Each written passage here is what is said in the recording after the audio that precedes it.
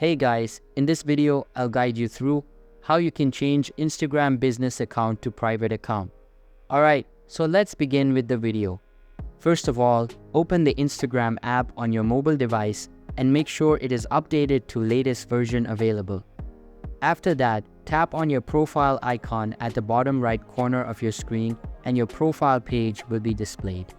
Here, tap on three lines icon at the top right and you will be on your settings page.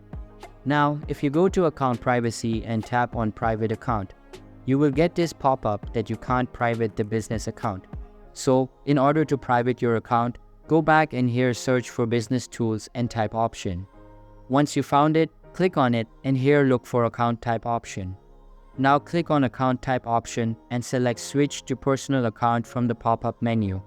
Again, confirm the action and your account will now be switched to personal account. Now, if you go to the profile, you will see the different dashboard. So now you go to account privacy and click on private account. You can see now my account now is set to private. So that's basically how you can change Instagram business account to private account. So that's all for this video. If you find it helpful, consider subscribing and giving this big thumbs up, and I'll catch you in the next one. Thanks.